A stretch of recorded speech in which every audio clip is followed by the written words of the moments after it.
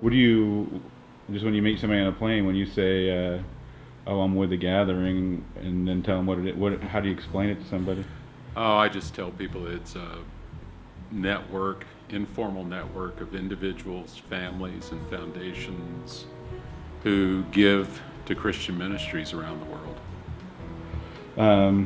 And that always creates another question. Right. So it's like a Christian bank. Is that what it is? No, banks are things that give away money, or banks accumulate money and then reinvest the money in order to make loans. But we don't get their money, and they don't give through us. We don't tell them what to give to. My whole deal, I'm an old school teacher, so my whole interest is in people becoming educated. I just like to be there when the light goes on. So what lights are going on?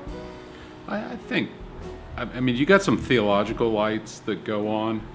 I think at least one of the changes that I see is evangelical philanthropy was shaped by a particular theology, premillennial and dispensational.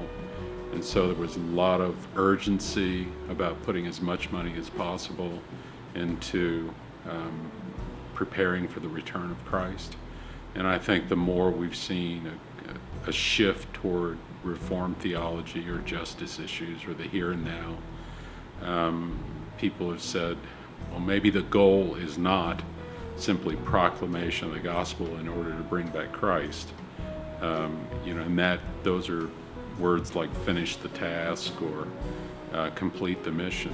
I think there's more and more, especially young people, saying maybe living in this world is the mission and being salt and light is the mission, instead of trying to, end the world. And so there was a lot of theology, there was a lot of giving around all of this is going to burn. So, why are we interested in helping people who are going to go to hell anyway? Or, the most important task is keeping them out of hell, and, even if life is terrible now, they'll be in heaven. We almost got to the point where we had a lot in common with extreme Muslim theology of, the Mahdi will return, and so we need to create chaos in order to get the final imam to return. But ours wasn't chaos that we had to create. It was we had to make sure that everybody heard the word, and then as soon as that was done, then God had to live up to his part of the deal, which was to come back and incinerate the earth.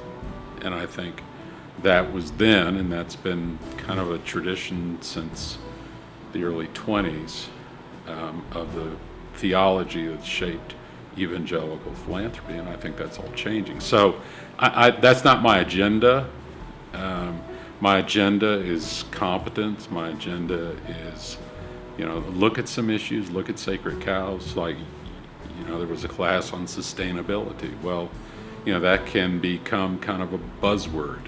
And so what does that really mean? And is that the goal for all of our giving? Is impact, measurable?